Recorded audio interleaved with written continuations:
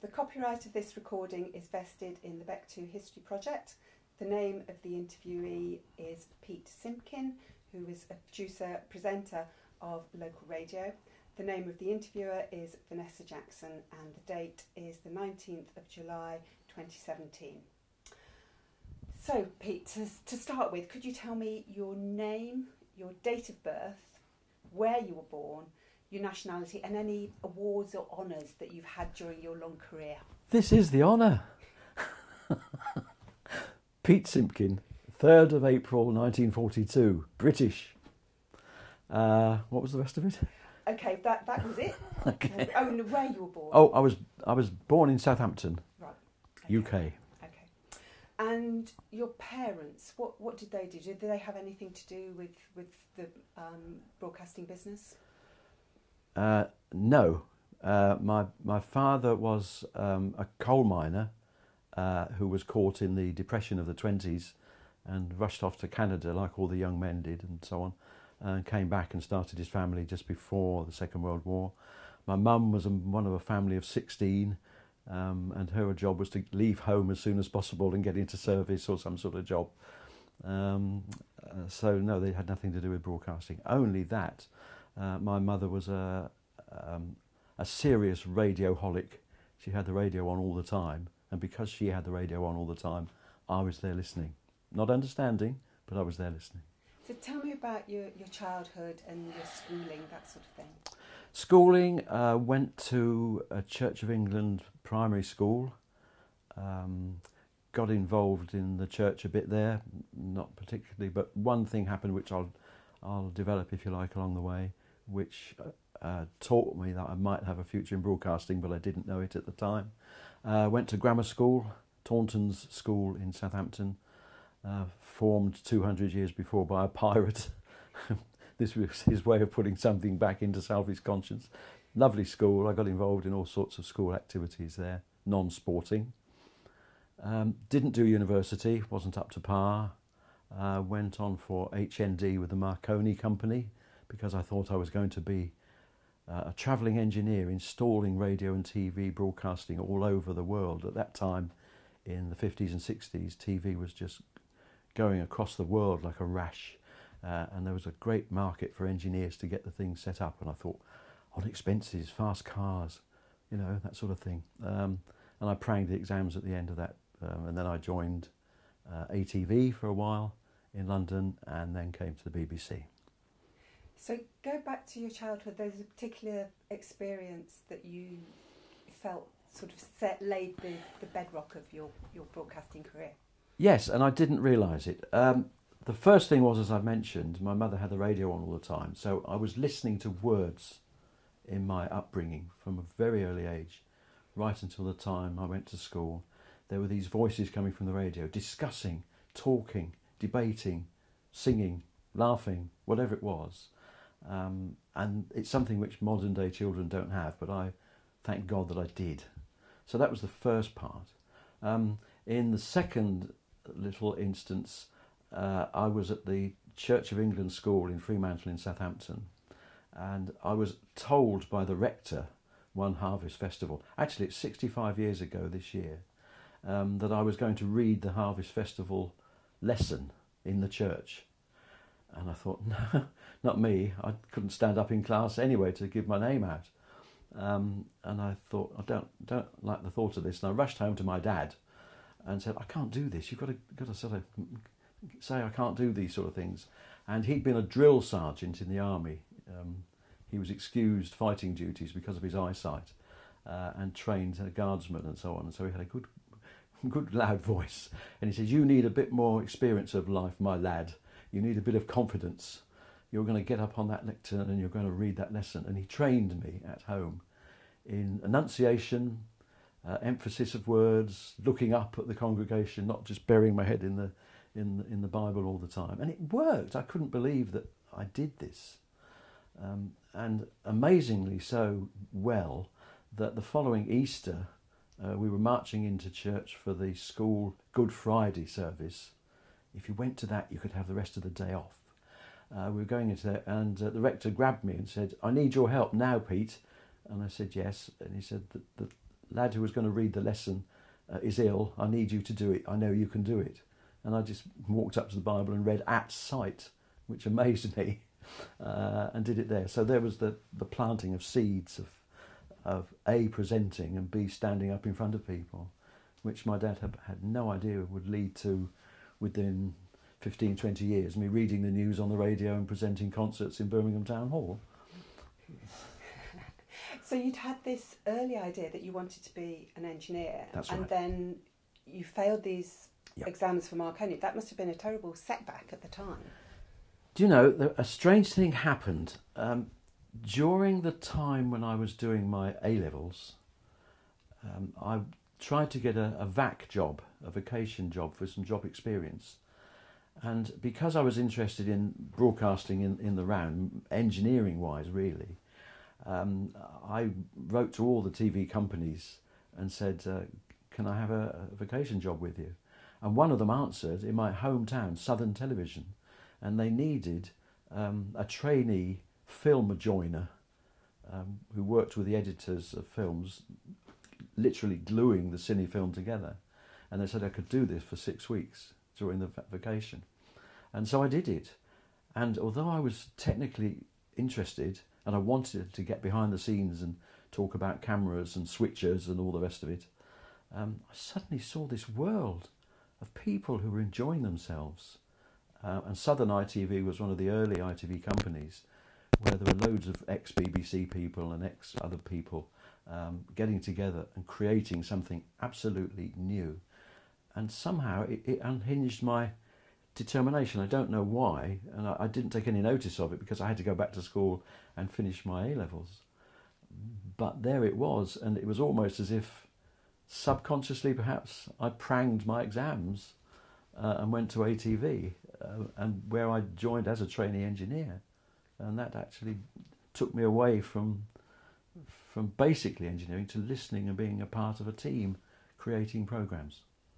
So, so you started at ATV again, you fully as a full-time job. What were you doing then? You'd moved on from the editing, the film joining, presumably. Yes, indeed. I was a trainee engineer, and that meant that I was the 5th member of a 4-member vision crew. In TV, they used to be called racks, and these were the technical people in the control rooms that kept control of the pictures and the technicalities of the broadcast. And so if you were a trainee, you were a dog's body, and you learnt very quickly all about the techniques and coping with breakdowns and mending things on air and so on. So it was a wonderful training. So what sort of programmes were you working on then? This was at ATV Elstree, which now is owned by the BBC, of course.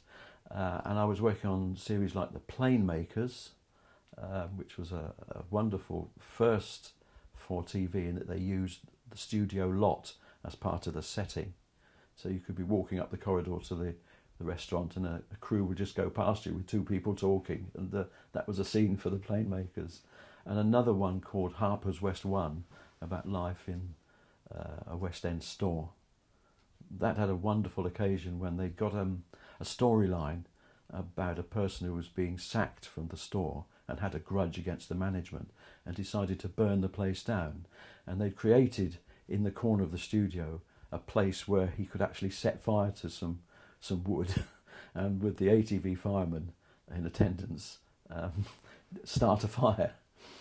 The trouble is they hadn't told the local fire brigade at Boreham Wood, to whom the studio was linked, and they hadn't turned off the sprinklers.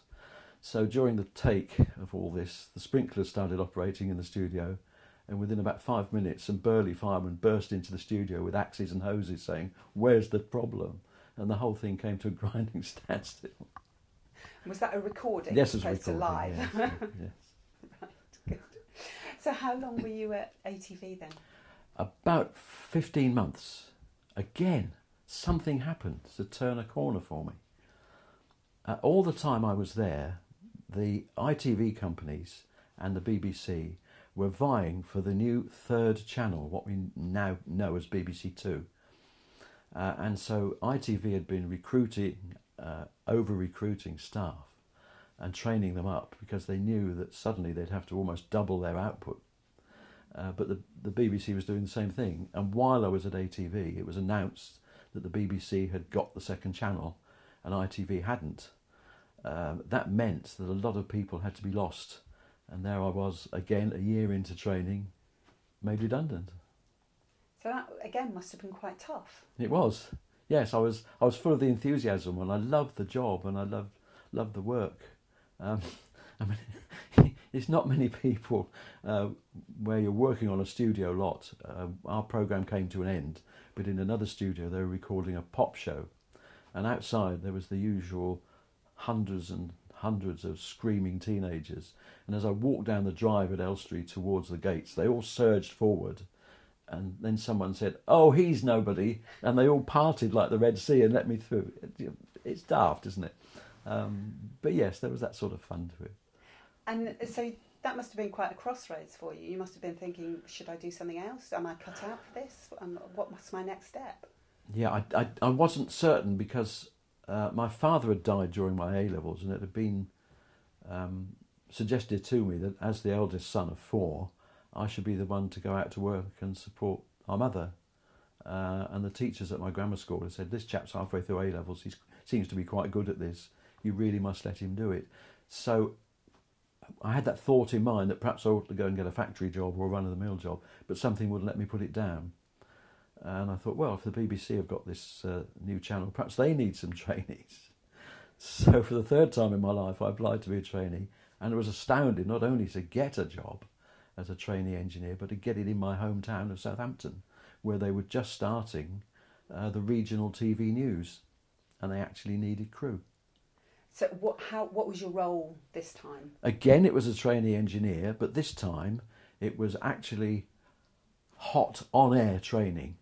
The BBC had, up until that time, had been regions like London and the South East, Midlands, North, West region.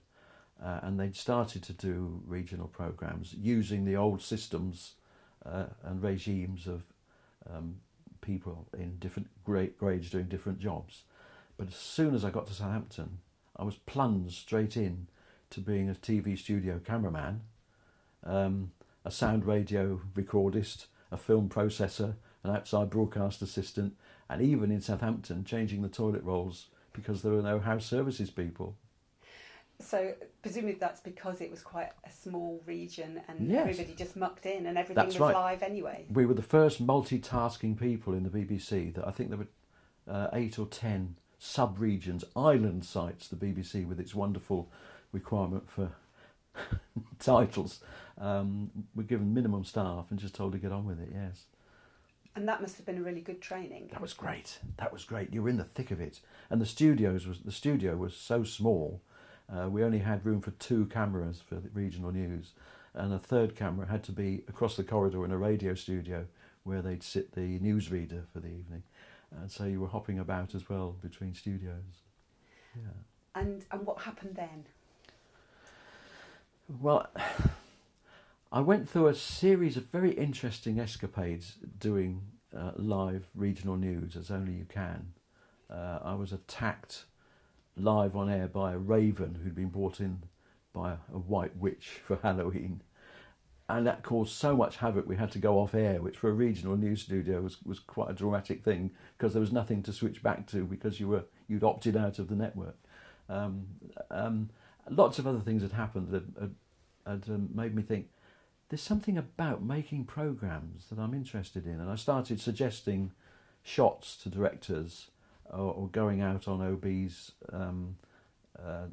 doing sound recording and so on. And I thought, yes, I can get involved in this. And I joined the local hospital radio, and a lot of people have done this, and got experience of interviewing and producing programmes there. And I thought, right, I'm going to start putting in for production jobs. There weren't many openings for radio at the time in the regions, so I just put in for directors' positions for directing regional news or national news, and I rapidly got through 12 interview boards and failed them all. And I reached the stage where I thought, I've got a family now. I had 3 daughters, and my wife had already moved home and changed her career to accommodate my move from London to Southampton. And I thought, well, one more shot, Birmingham, Radio Birmingham. That was just starting. They were just in their first year. And I applied, and I thought, I really don't care now. I've failed 12 times. This is the 13th one. That's a sort of junction point, isn't it, really? If I don't get this, I'm not meant to do it. I'll just go back to being a BBC engineer and get on with it. So I remember going to what was then Carpenter Road for an interview, and they took me through the usual things. Well, what do you know about Birmingham, Mr. Simpkin? And I said, well, you make cars here, don't you? I hadn't boned up on anything. And it's a sort of big international junction of commerce and so on. Well, you must know more than that, Mr. Simpkin. Well, there must be a backup industry for the car manufacturers making seats and exhaust pipes, perhaps, something like that. It was a farcical interview, really. And they got towards the end and got this last question. You do know about this job, Mr. Simpkin, do you? I said, yes, I've worked a little bit on the local radio in Southampton as a gopher. And they said, what do you think? A lot of this is to do with announcing between pre-recorded programmes. You'll be an announcer, basically. What do you think is the most important thing about this job? And I said, well, to turn up on time, really, I suppose, and get yourself sorted out. How are you going to get out of the programme that's running? What are you going to say at the junction? How are you going to get into the next one? And they all looked at each other and said, well, thank you very much for coming. We'll be in touch with you. And I got back on the train at New Street and went back to Southampton. And the BBC studio was at a disused railway station, oddly enough. And I got back and the local news was on, actually. And I just walked into the studio just to have a drink in the bar. And the engineer in charge, Ken Nicholas, came running down the studio and said, what have you said to these people in Birmingham? And I said, what have I done? And he said, they want you to start on Monday, which was 5 days off. Now, I can't let you go for at least a month. You've got to be replaced. And I don't know whether it still works in the BBC. It's a different organisation now, but you could find feedback about how your interview had gone if you put in for a job through the managerial chain.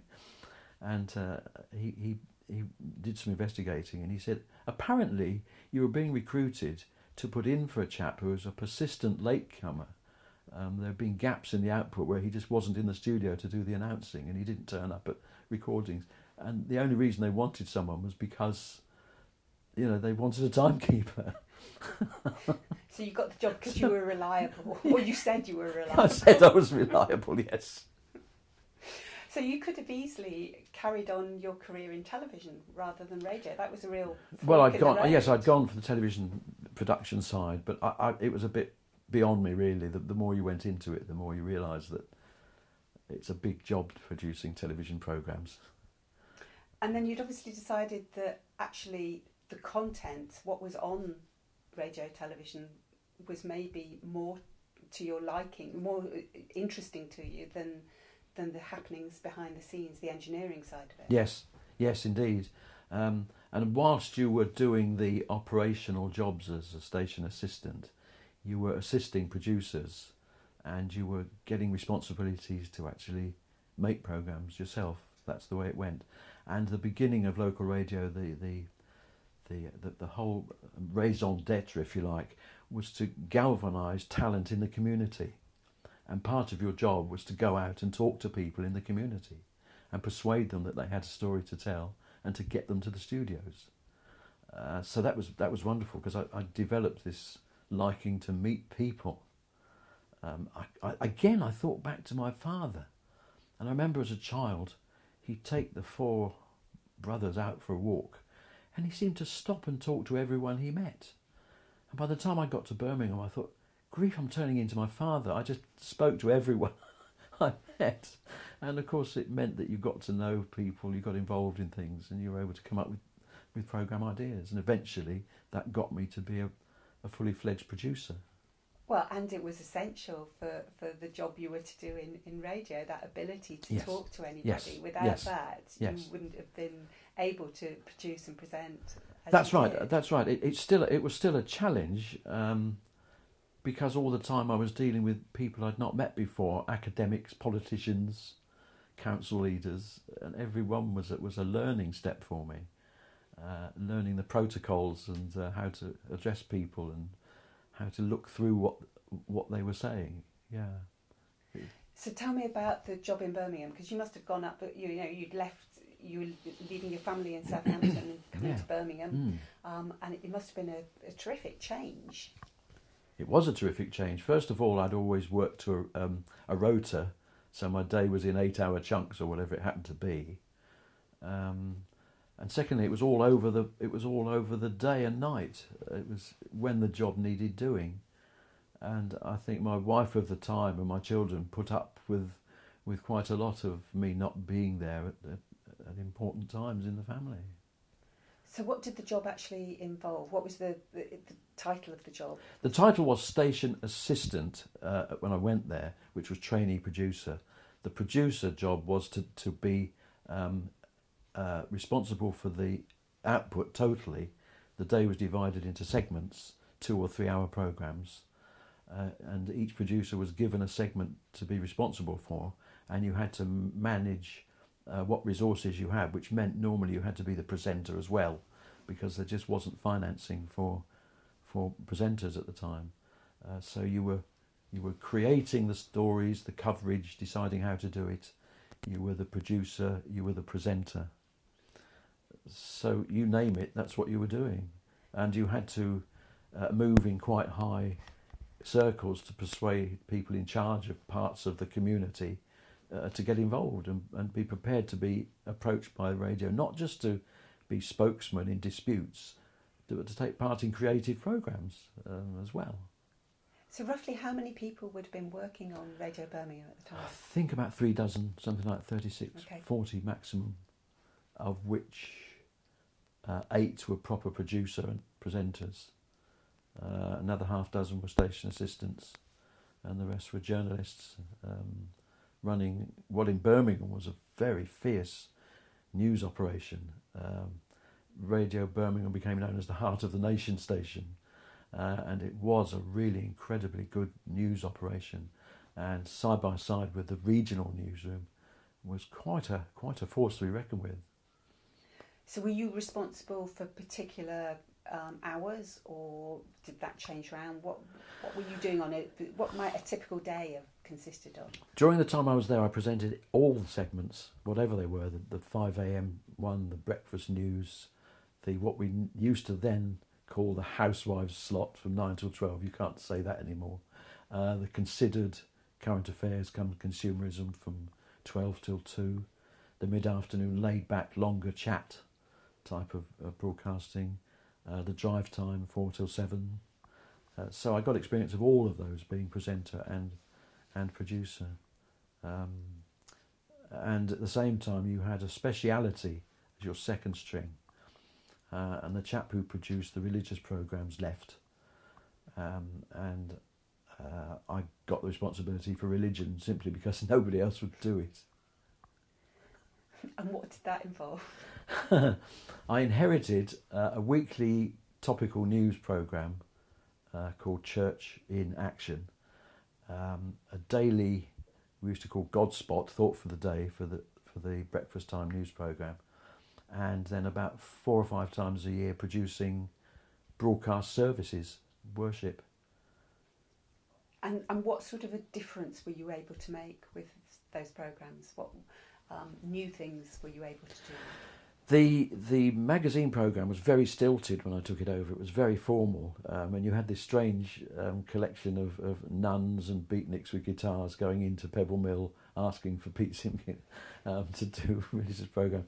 But they were very stilted and very formal, and I tried to loosen it. I managed to inherit a presenter who was a rector in Newtown, and he was a natural broadcaster.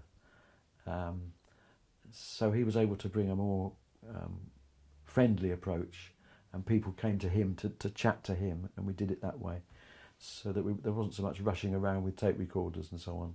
He would sit there for half an hour and call in, either on the phone or live in the studio. That made that programme quite interesting, really. And at the same time, we managed to get a seconded person from the religious community who was the first one was the retiring chairman of the Methodist district, and the second one was a seconded vicar, Michael Blood from Cotteridge in Birmingham, and they slowly took the programme away from me, which helped because I was doing at the time the breakfast news programme, which took a lot of energy and meant getting up at 4:30 in the morning and so on. So that was good. Doing religious talks, it's always been a challenge for radio. And there's that continual thing on the Today programme about whether they should do them at all. But we did them. We called the slot God on Monday, God on Tuesday, whatever. And I just had to seek out clergymen or lay people, which meant I had to actually train them up in the studio to actually be able to do a 3-minute talk, which meant rewriting their scripts, much against their will sometimes, and producing that as well. I hit the time when the Birmingham bombings occurred. I was the only person who hadn't realised there was a Birmingham bombings because I'd gone to bed early because I was on shift early the next morning. And I was woken at midnight by the programme organiser to say, "What are you going to do about the bombs?" And I said, "What bombs?" But luckily I'd got a hardcore of ministers and clergymen who could come in and be instant pundits on various things. And luckily a chap called Tony Walker, who was the minister at Sutton Coldfield Baptist Church, I managed to get out of bed and said, "If I meet you at 6 in the morning, can you come to Pebble Mill and say something to the people of Birmingham about what's gone on?" And miraculously he did. So you had that intensity of production sometimes. When you pre-record religious talks and then put them out in a topical programme, you're going to come a cropper eventually. And although we couldn't organise doing them live, you had to be prepared to re-record some of them in the light of strikes, breakdowns, nasty events, whatever. So it's quite a challenge. Most of the people that you've spoken about have sounded very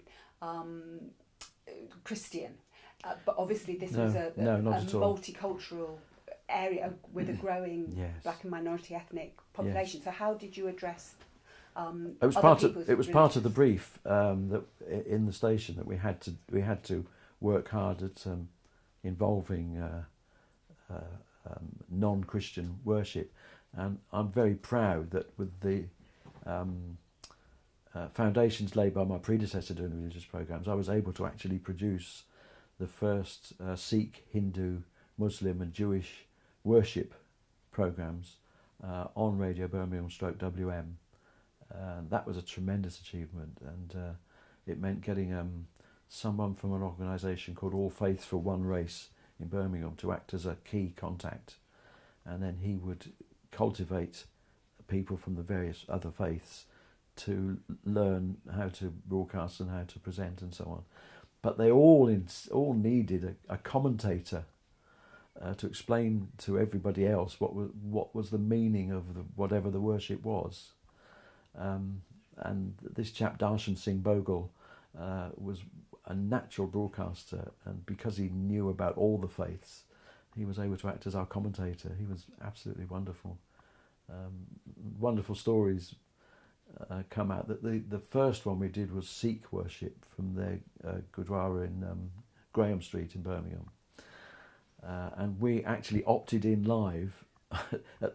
We couldn't get away from the 11 o'clock service broadcast time, and we opted into a 3-day service which they were doing, and we actually managed to just time out a section and do it, and part of the service was that I had to get up and say something to the congregation to thank them for letting me come along and hang microphones up and so on, and we were introduced to the wonders of the extremely sweet condensed milk type tea which they traditionally drink, which actually was marvellous. I enjoyed it, but the engineer with me, Stuart Miller, didn't like it very much. But that was for the Muslim one, it was before they had the temples built, and the services were held in some houses behind Edgbaston Cricket Ground.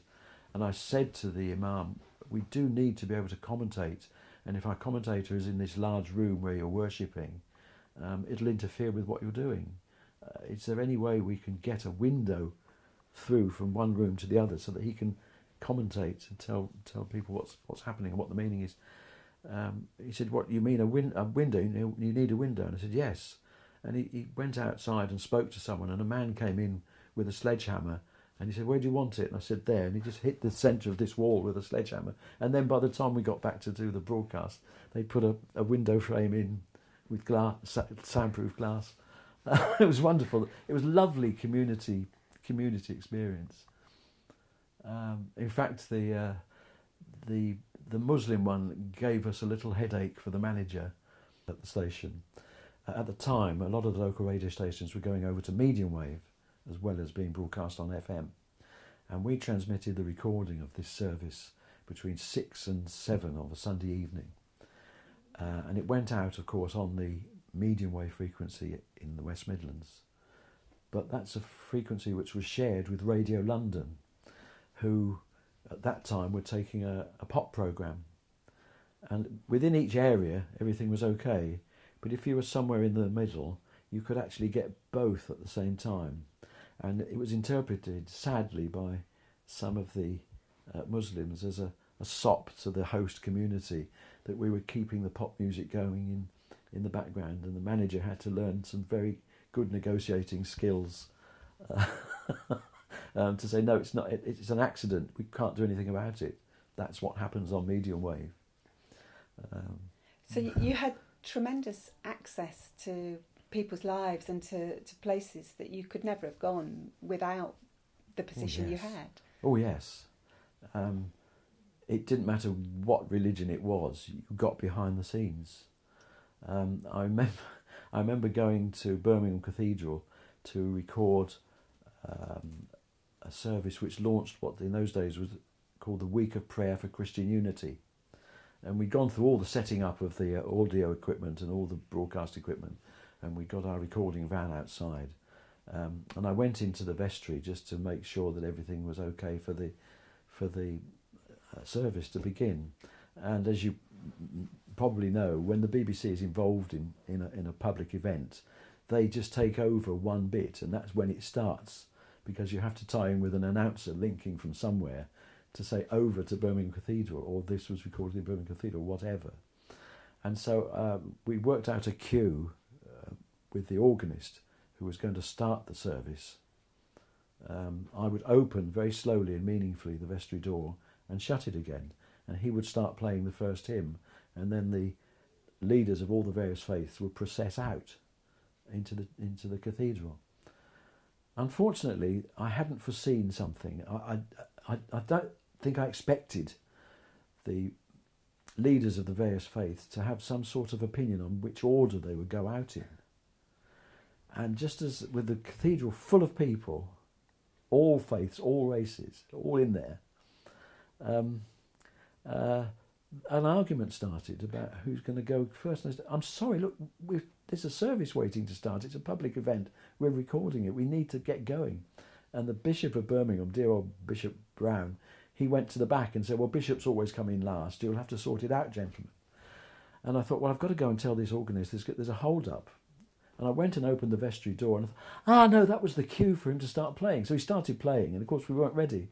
So I had to rush across the cathedral to stop him playing, then go back in and say, sorry, you've got to go now. You go, you go, you go. And I just pushed them all out through the door in random order.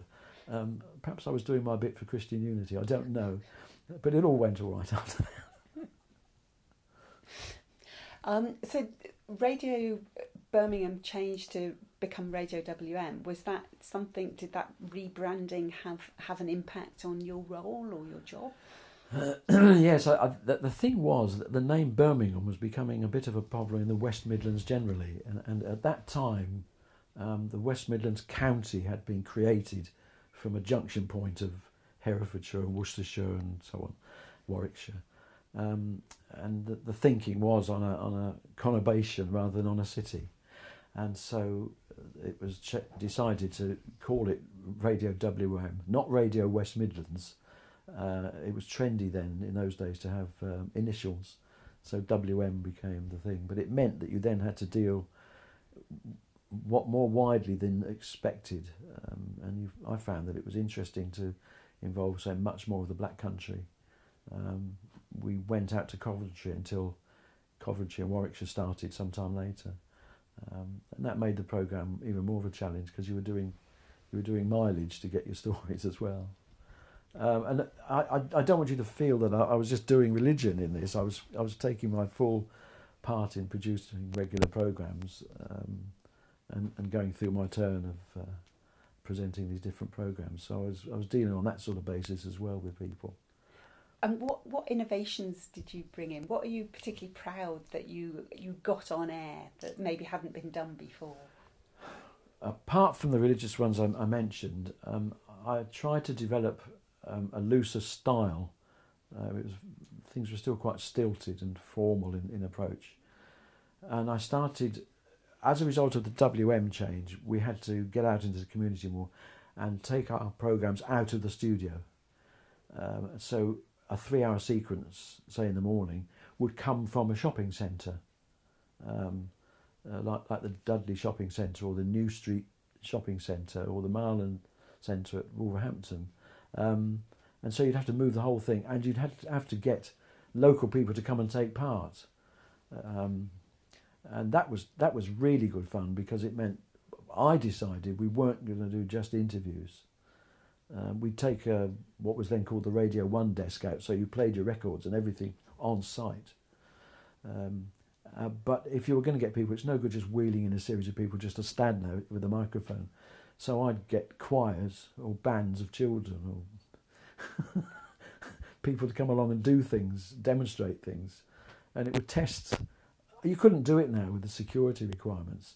I remember Dudley Shopping Centre, where we'd got a 30-piece ladies choir, we'd got a pop group, we'd got some people who did children's stuff, and we got an animal zoo brought in for children, and you linked all this stuff together with records in between while you changed scenery, as it were. It was great fun, and it meant that people got used to being on the radio, and they'd subsequently get in touch with their little stories and other things that you could create. So I like to think I helped change the appearance of the radio broadcasts. It wasn't without hazards, but... So it must have taken a lot of setting up. It did, because you first of all had to explain to the people in a shopping centre that we'd like to come if they would be prepared to host us, and they'd say, "Oh yes, that's fine," and then you'd start saying what you needed to actually do, and you could see shopping centre managers or local council people starting to frown, but they'd see the funny side of it, and they'd see the challenge, because it was good for the shopping and it was good for the radio. But you'd have to do things. I had a pianist. We got a pianist. I can't remember why we got a pianist in Redditch. We were at the Redditch Kingfisher Centre, and I had to find a piano. And I went about a week ahead of the broadcast, and there was a music shop near to the Kingfisher Centre, and I explained who I was and what I needed, and could you lend us one of your pianos and wheel it out into the... And of course, when we turned up on the day, there was this lovely piano, and of course a little sign, "Piano supplied by so-and-so." That's all right. That was fun. Fine on radio. Fine on radio. And I think you also recorded a dawn chorus. We didn't record it. We actually broadcast it live. That was wonderful. Again, the programme organiser thought I was a bit barking, but I persuaded them that we could do it. And I'd previously produced a countryside programme with two experts, one a bird expert and one a countryside expert. And these two chaps agreed they'd come along and do this broadcast. We set it up at Earlswood, near the lakes. And we slept there overnight in my tent, because I was a tenting sort of person at the time. And the two presenters and myself slept overnight, and we woke up at 3 o'clock. And we went on air at 4:30. And the birds were late, half an hour late, so we had to do a lot of talking. But there were records available to be played in from the studio, and each of the presenters had recorded a message saying, "You're mad, Simpkin, you're mad, but good luck," all the different presenters on the station. that was really new ground, and I don't think it's been done on that scale and in that way before or since until this year, 2017. Radio 4 did actually do a live hookup across the world, chasing a dawn chorus around the world, and that was a wonderful thing to do. But I did it first. And the other sort of thing, I like to have a challenge. In the afternoon programme, we often had circulars from companies selling things, and they'd always have a week. This is Get a Better Nose Week, or Do Your Hair Better, or Get Fit, or whatever. And if you could just decommercialise it, you could run a series of items on well-being and good health to do with diet and exercise and riding a bike or whatever it was. And you get used to sort of turning these things around and making them more interesting. One which affected the rest of my life was I had a letter from a lady called Pat Meller, who said, "You're getting this all wrong." She said, "This is all wrong. It doesn't matter about exercise. Exercise is another stress. The problem with modern day life is stress. What you need on the radio is yoga." And this letter came to the boss, and he brought this letter round to my office. Said, "Look at this. Can you sort this lady out for me? Nutcase. It'll just be silences. What's she trying to do?" So I was given this job, and I got in touch with her, and I said, "I'm not certain what you're trying to do, but can I come along and interview you?" In local radio, you couldn't go out with a recording machine unless you came back with a story. That was the deal of going out. So at the worst, I had to come back with a story about yoga. And I went in to this lady's house, and she opened the door and said, "Hello, I'm Pete. I'm Pat." And she showed me into this room, and she said, "Right, you want to know about yoga. The first thing you've got to do is take off your tie, undo your top button, undo your trouser belt, and lie down on the floor." Now, I'd been brought up with newspapers like the News of the World, and when they were trying to uncover unsavoury doings in society, the report was that it was at this point that your reporter made his excuses and left. And I didn't, I stayed. And she took me through a sequence of relaxation, which was absolutely amazing. It just took away the stress of the rushing about that I was doing in my job. And I found it personally very beneficial. So I did an interview with her about yoga and took it back to the studio and used it in my afternoon programme. And the boss said, "Oh, thanks for dealing with that." I said, No, she's got something, this lady. She's good, she's a natural. And I think we ought to think about giving her a slot.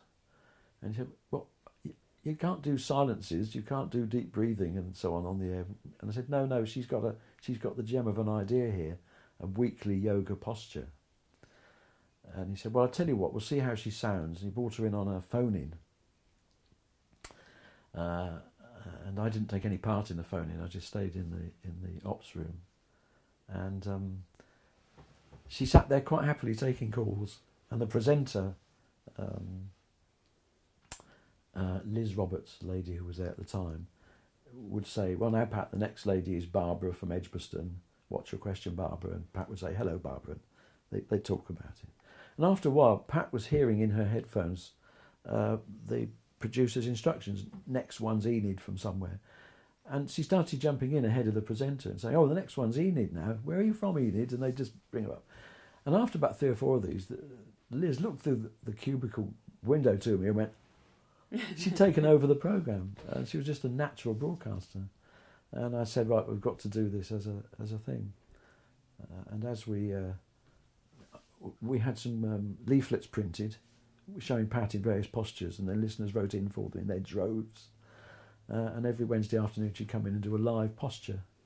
And I would sit on the studio floor. I'd leave the equipment running live with her Moonlight Sonata album playing on a disc, and I'd get down on a yoga blanket and do the postures so that she got some idea of what an idiot listener would be doing. and she could say, "Oh no, you're raising your arm too quickly," and describe what to do. And that became very successful. We had tremendous response. But I noticed on the first day that while we were talking, somehow our eyes had connected. And I didn't think anything of it until the next week. She came back in and I said, "What are we going to do today?" And she started talking. And it happened again, and our eyes literally connected.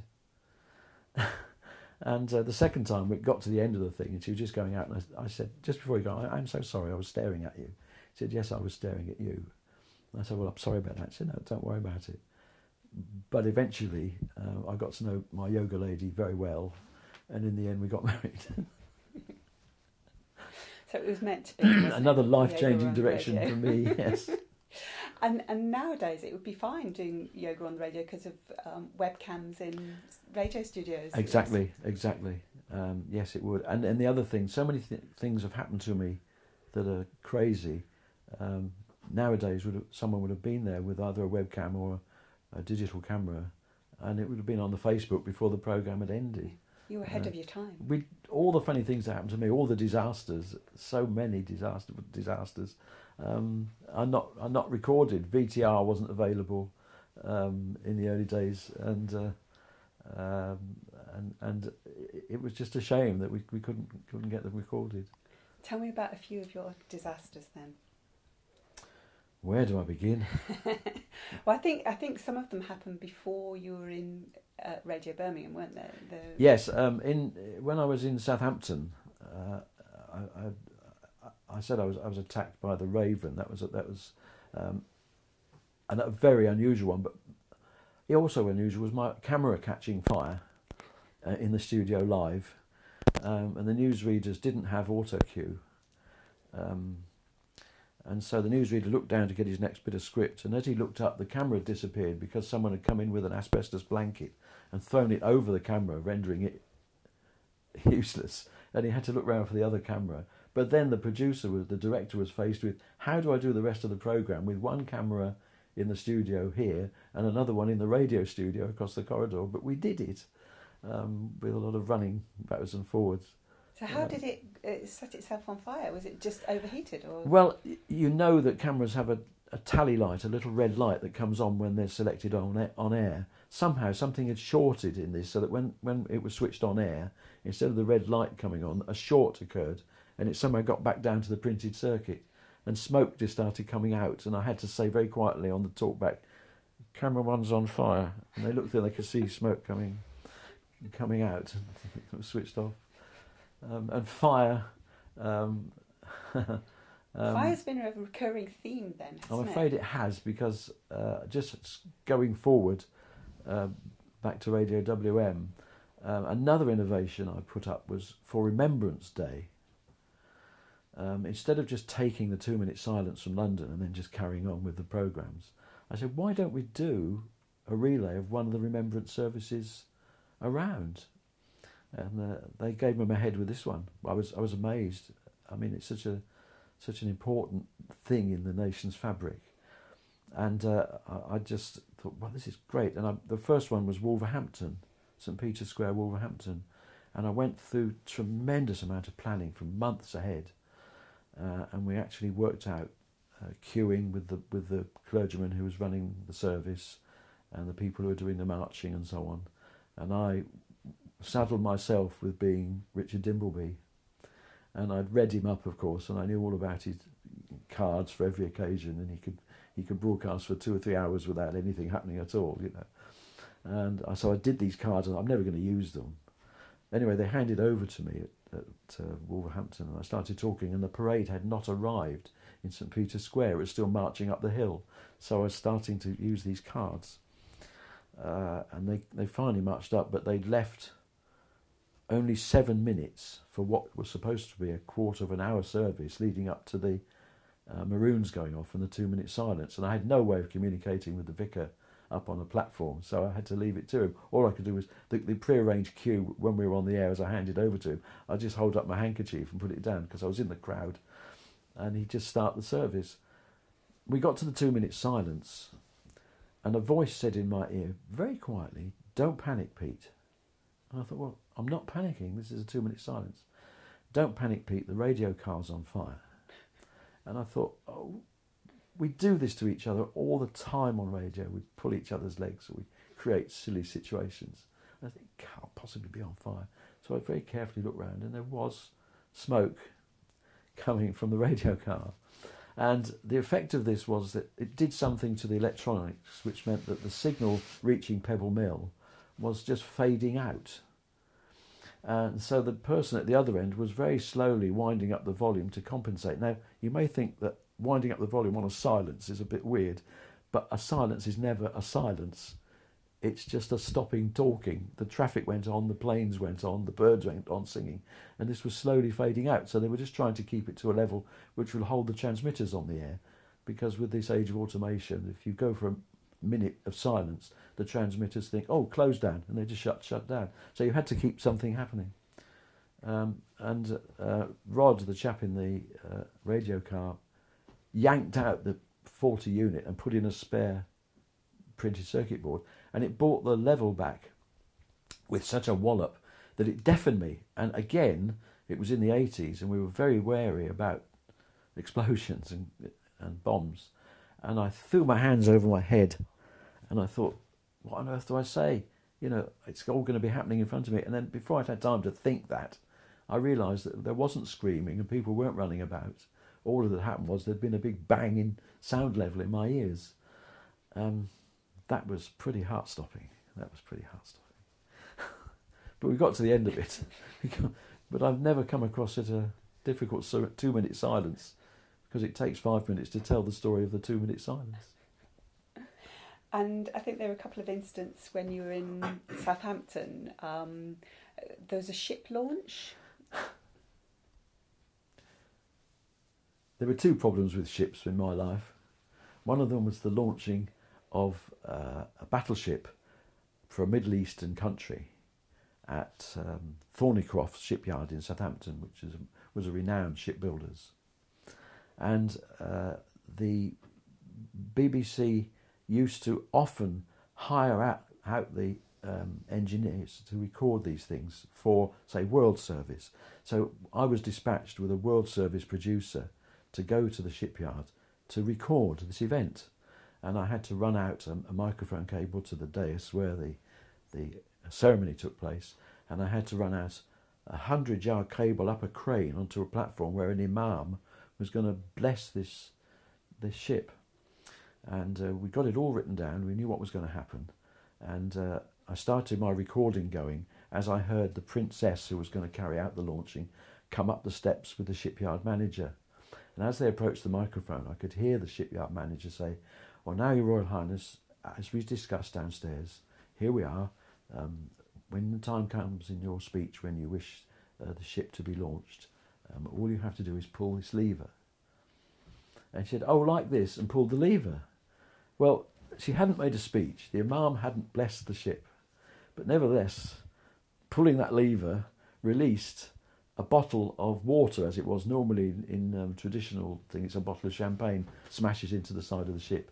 And men underneath start knocking out chocks of wood, pulling things out so that the ship would slowly glide down into the water. So when she said, "Oh, like this," and pulled the handle, everything was set in motion. The bottle of water crashed into the side, the men started knocking out the chocks underneath, the ship started moving. And at this point, the princess started speaking Arabic. And this World Service producer, who was an Arabic-speaking chap, he reached across and grabbed hold of the recording tape coming out of the machine and started pulling at it. And he found a razor blade, which we used for editing tape, and started slashing the tape to pieces. I said, "What on earth are you doing? Stop it." He said, "She is swearing." He said, "If that is recorded and it's ever broadcast anywhere, she'll be in trouble, yes. I will be for the drop as well, and you as well." And so the whole thing just came to a standstill in the recording van. She was taken away sobbing, and I looked up to this crane, and this imam was jumping up and down and saying something that I don't think was concerned with blessing a ship, but that was a total, utter disaster. And I went back to the studio, and the boss said, "How did it go?" And I explained, and he said, did you get a docket for the recording tape? If you work with a producer from another centre, they take the tape away and they sign a docket to show you can get a new reel of tape. And I said, well, no, it all ended in disorder. He said, you didn't get a docket. I can't get another reel of tape. And I thought, that's the BBC all over. It was just wonderful. It came down to just accountancy. And what was your other ship incident? Yes, after this, they stopped me going to dockyards. This was the recommissioning of a submarine to Israel, an ex-Navy submarine. And it was taking place at Portsmouth. I was just sitting in the van, all on my own, just recording the event with the microphone out at the dockside. And suddenly the speeches, which were all in Jewish, stopped, and the ship started moving away. And the rabbi walked towards my van, walked round the back and took off his robes. And suddenly someone rushed towards the van. I'd stopped recording and talked to this rabbi, and there was a sort of very animated discussion. And apparently he hadn't said some key words of blessing. And he opened the door of the van and said, what am I going to do? And I said, I don't know, I'm the engineer. I don't know what you're going to do. The ship's gone. I think you better just try. And he got very agitated. He said, but you don't understand. He said, that ship has not been blessed. It is doomed. And I said, I'm sure it'll be all right. Please don't worry. And I thought, well, I'm an engineer. What am I supposed to be doing here? Anyway, I went back, and 3 days later, this ship was lost in the Mediterranean. It never reached Israel. So it really was doomed. It was quite frightening. Oh dear. And tell me about meeting Che Blythe. You have been researching, haven't you? Yes, I'd been dispatched to a place called Hamble in Hampshire, where Che Blythe was coming back to home base after travelling the world in his ship called British Steel. And for some reason I don't understand, ITV had got the rights to show this live, and the BBC hadn't. But the BBC had got the rights to broadcast it live on radio. So they decided they couldn't do anything about the homecoming. It was just pointless. They just let ITV just cover it. But they decided that on Radio 4 they would take some of the press conference. And this was done in a big marquee. There wasn't a big enough village hall at Hamble. So British Steel had bought a marquee enough to seat the world's press and Che Blythe and people from British Steel and so on. And I stood at one side of the tent next to the man from ITV. And we both had these large, you've seen them on television, woolly gun microphones, which are very directional. So you point them in the direction of what you want. And as the questions were being asked, we would each point our gun mic at the questioner and then just pan the mic back to the table for the answers.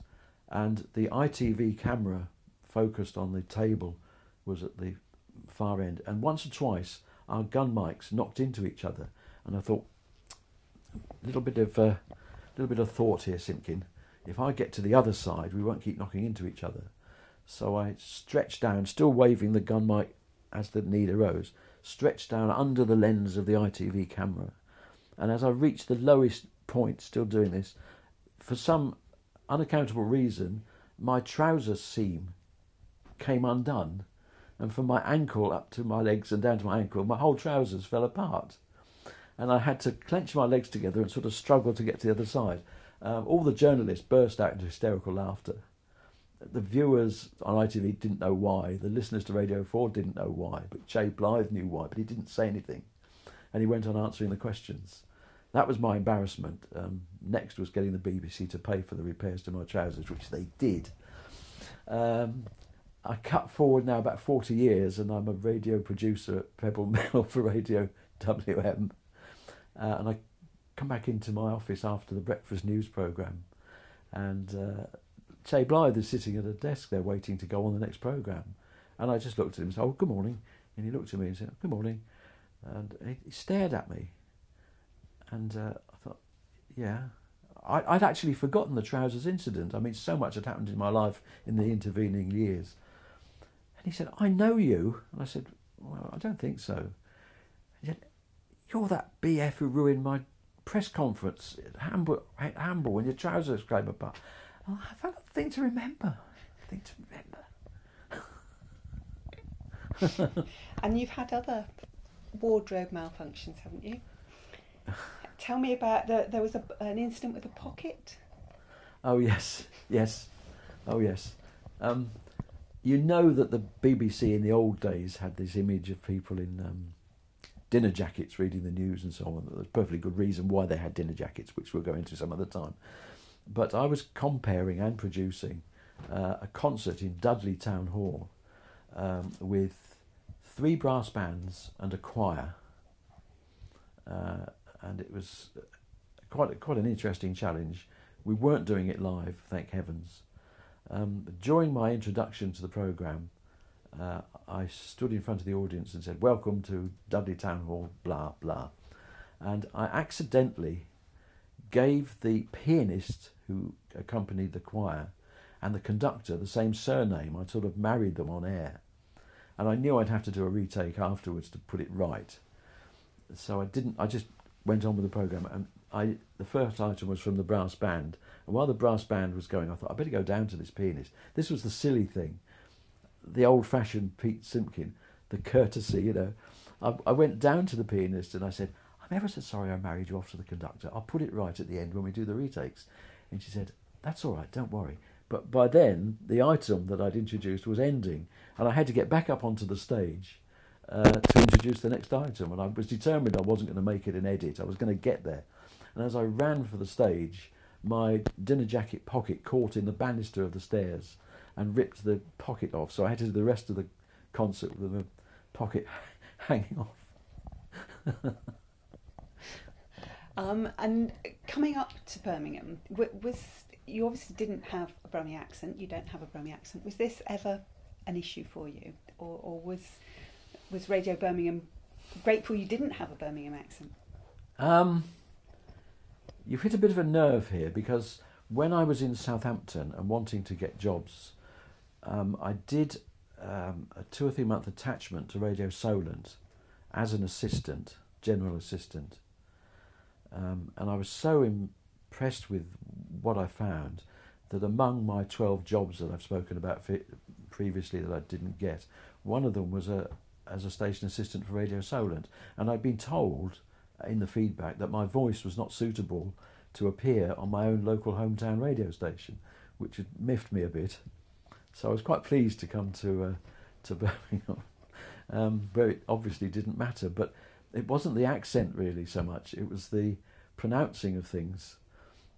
This was at the time of the 1970s, 1980s power cuts, and each area would be divided into halves, and the electricity supply people could cut off half of a town just by cutting off the power. And local radio came into its own, announcing that this was going to happen. And at Solent, we'd had, you just say Group A is now going off at 6 o'clock and will be returning at midnight. And you could actually look out of the studio window and see half of Southampton go plunged into darkness. When they came to Birmingham, they insisted on you reading out all the places. So I was talking about Lozells and Cofton, Cowton or Corton Court, whatever it is, and this place that I thought was in the Middle East called Persia, and Evesham, and they were endless, these things. They were phoning up the studio saying, "Get this idiot off, he doesn't know what he's talking about." So that was the only time that the voice became an issue. And I think also you forgot at one point where you were, that you were so used to announcing on Radio Solent. This one, now we're down in the embarrassing moments list, yes, aren't we? Yes. Yes, I did my first Sunday shift, which consisted mostly of introducing pre-recorded programmes. There were 2 which were live during the day. And I came on air at 8 o'clock and breezily said, "Good morning, welcome to BBC Radio Solent on 96.1 FM. And I still didn't notice what I'd said and just went on into the first programme. And at the end of that one, I again said, "And now on BBC Radio Solent we have..." And then the phone calls started coming. that, just remember where you are. And of course, then I was faced with putting it right. And on the radio, you don't make a big thing of this. You don't say, "I'm awfully sorry I said so. I didn't really mean to say." You don't do that. You ignore it, but you do something in the inflection of your voice. And so I just said, "And our next programme now on BBC Radio Birmingham," and just left it like that. And all the phone calls went away again. So, how did your career come to an end? How did you come to leave the BBC? There were two parts to this, really. One of them is to do with being taken off a programme. I loved doing the breakfast programme, Morning West Midlands. Although I'm not a journalist, and although I started my career really not liking journalists because they seem to be undoing all the nice things about the BBC that I'd learned, they weren't, but that's how it seemed. And I got to like to work with journalists. I got to like to learn how to do editorial decisions and balance discussions and so on. And after several years, I really had got into this, and it was decided that perhaps I ought to go to another part of the output where the audience needed beefing up a bit, like the afternoon. And I got very sad about this, and my wife Pat, the yoga lady, knew I was very upset about this. And normally when you stop a programme or finish a programme, someone in the staff does something to you on the air. It's almost a tradition. And I was expecting all the way through the programme something to happen, and nothing did until about 9:20, and the programme ended at 9. And suddenly, while I was reading the introduction to a pre-recorded interview with an MP, the door opened into the studio, and the chap who was my tech op at the time came in dressed as a butler with a silver tray with a bottle of wine and 2 glasses on it. I thought, they're going to do something now. And behind him came what I can only describe as a lady of the night. And this person was dressed in a slit skirt, slit to the waist, a purple thing with a wide, gaudy belt and fishnet tights, and a very, very badly fitting wig with a bandana holding it down. And it was obvious it was a put-up job. In fact, I thought it was someone in drag for a moment from the staff. And I went on reading this thing, trying not to laugh. And I got about halfway down, and I thought, that's Pat. I just recognised her eyes. And of course, I just broke into laughter. And I just had to say to the listeners, well, as you know, this is my last programme. I'm moving to somewhere else in the station's programming. But my colleagues here have just decided to pull a very violent trick on me. You go away and listen to this very interesting MP, and I'll tell you all about it afterwards. And of course, it all fell apart. But I realised that coming off a programme with which I really identified and which I was known for was too hard, and it somehow did something to my, not confidence, but my feeling about the business. And somehow around this time, unfortunately, I began to suffer from hypertension, which had a medical effect on me. And in the end, I had to be just literally invalided out.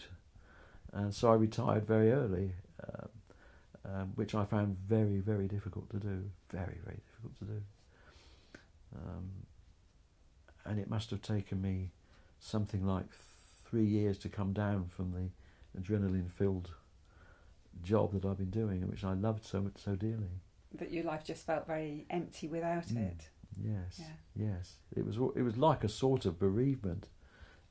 It gets you. Broadcasters cannot stop broadcasting, particularly the radio ones. They'll do anything to keep on the air. They'll volunteer to do 6 hours instead of 3 presenting. They'll go and open fates. They'll do all sorts of things. So it's got an addictive quality. Very addictive, very addictive. I'm not certain how it feels now, but I'm talking about my day. That's how it seemed. And what did you do when you retired? Because you didn't stop doing... No, I had to capitalise on what I was what I'd done. So I used 2 components of my experience. One of them was I used my voice, and I became a regular compere for a choir in Shirley, where I live, the Fellowship Singers, and I became their compere for many years, which was really enjoyable. And then I got myself a video camera and became a videographer, and started a little company making promotional videos for companies, for schools, and also covering local rugby matches. So I did that for quite some time. That was quite good. And then I was able to slowly come out of it then, and slowly put it down. And that went on for about 4 or 5 years, and I gave it up. Okay. So if you had to sum up your career, what would you say you've achieved? What have been the highlights for you? Achieving what I've always felt strongly about, people talking to each other in the community. All our problems seem to be concerned with people not talking to each other but hitting each other. And I always felt that really if you just sat down and spoke to each other about things, and I like to think that I played a not insignificant part in doing that on local radio. I remember after the race riots in Birmingham in the 80s, I chaired a programme with representatives of all the faiths in Birmingham, together with someone from the council and the chief constable. And just for an hour, it seemed as if they were talking to each other. And as soon as we were off the air, they went out in the corridor and all started shouting at each other again. But I'd like to think that somehow I planted a little seed. You can't show off about this too much. But I like to feel that I helped it along the way. So that was one thing. And I'd always been involved in local councils. I was a parish councillor at the same time as I was a broadcaster, which plays a bit of havoc with your life. And so that was good, because I was helping people talk to each other. Oh dear, I'm rambling. I remember when I was chairman of parish council, some mums came along with a protest about a road, and the traffic along this road at school time was just unbearable for them. They just couldn't get across the road, taking their children to school from the village where we lived to the school, which was about half a mile away. And I let them have their say in the meeting as the chairman of the parish council. And they said, we are going to lie down in the road. We're going to stop the trucks. And I said, well, as the chairman of the parish council, I can't endorse you doing something which is A, illegal, and B, exceedingly dangerous. However much members of the council here would like to support you. Personally, we can't allow you to do that. And then the local paper came out at the end of the week with Councillor Peter Simpkin said he would lie down in the road with young mothers. And, you think, well... Were they at the same meeting? But I like to think that somehow I was just one of those little influences in getting people to talk to each other, and at the same time move local radio on from what was always a threat. We were always threatened in local radio with closure or amalgamations with other stations. It's quite frightening trying to create a station, and not just myself, but many other people in the BBC who'd given up BBC careers to help start local radio, always being threatened by closure. And for the first 4 or 5 years, it was quite heavy going. The BBC didn't really like local radio, but it was inevitable, and they had to give way to it in the end.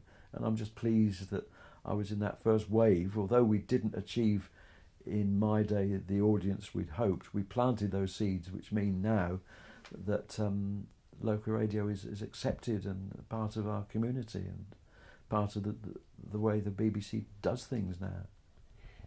So, I mean, for people of my generation, local radio has always been there, but broadcasting in the 70s was instrumental in starting this movement.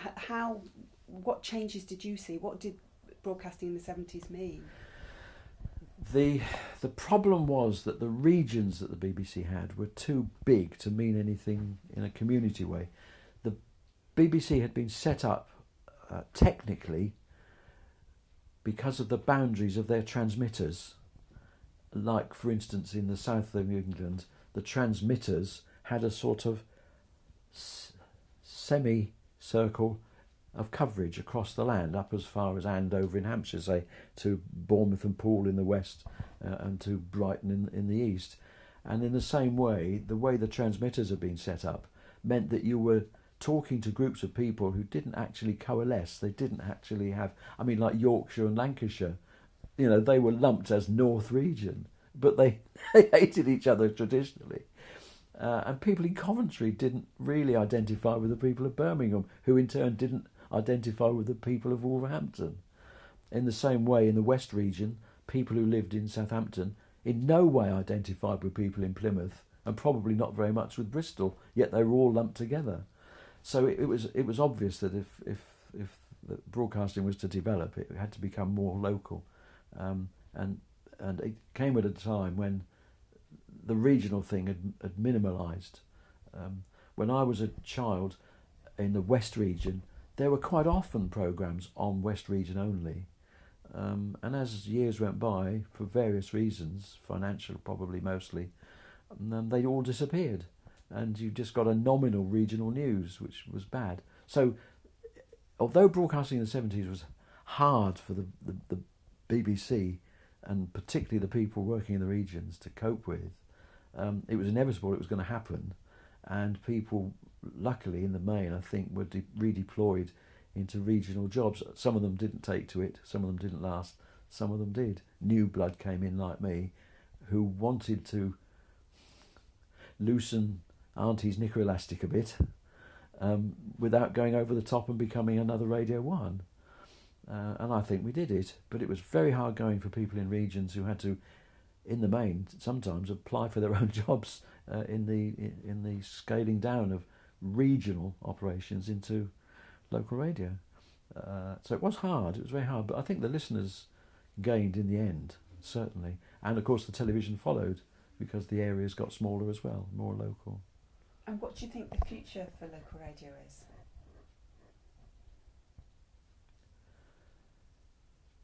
The difficulty at the moment is everything's run by finance. And to do good local radio, you need speech programming as well as musical programming. And my fear is that the speech programming is degenerating into phone-ins and silly conversations with people. Instead of having resources available to make local programmes. They did it awfully badly with elections recently, in the general election of 2017. They sort of tried to construct these local radio meetings and political get-togethers, and you could see that it was all straining and it was all artificial. And I think local radio output needs some speech bringing back into it, there's no question. They hailed local commercial radio as the answer, and of course it's just become syndicated, networked musical programmes with cunningly disguised local traffic news every hour, which is awful. And I do fear that local radio will go back to more and more shared programmings between stations and less local participation. That is a shame if that happens, but it's in danger of happening, I think, because of the finances of the way the thing is run.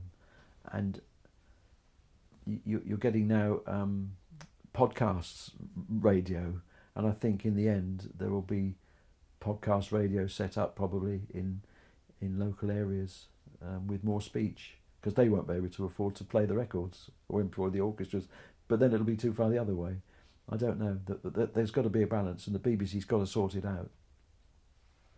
And what would be your advice for people wanting to get into the industry? And you know, the career you've had, the terrific variation you've had, might not be possible nowadays. But what advice? What are the things that have seen you through? There are two things really. Get to know the facts and figures about what you're doing. If you want to get a job in local radio or in television, look critically at what it is, listen to it, make notes, pull programmes apart, complain to programme makers. Nobody seems to be educated to analyse anymore. They're educated to get exams, to get to uni or to get particular jobs.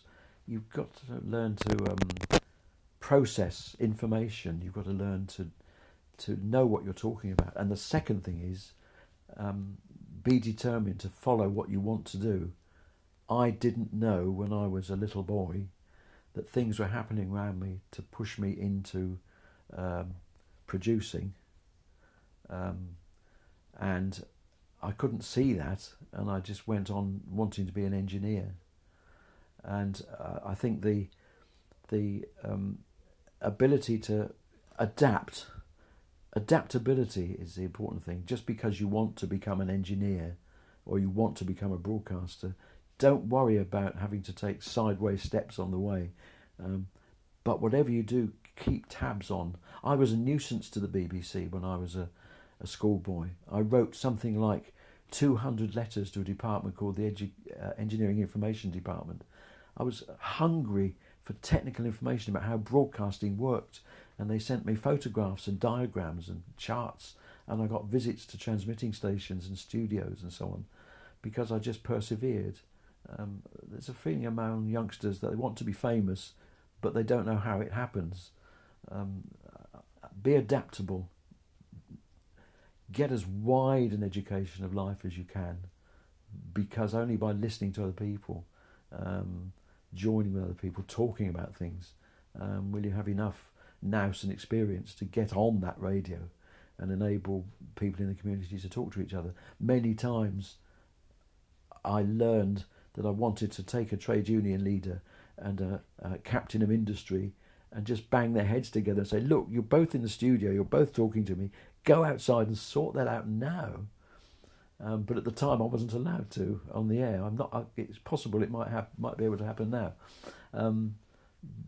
But get yourself more education than you think you need, I would say to youngsters. You do need your education. That song, "We Don't Need No Education," did a lot of damage to young people. You do need education, and teachers aren't brainwashing you. They're trying to broaden your knowledge, and I should have paid a lot more attention to my creative writing probably when I was at school than I wanted to, and even reading the newspapers. Thank God my mother had the radio on and there were people talking in my presence and I was able to listen. I knew names, I knew things that happened.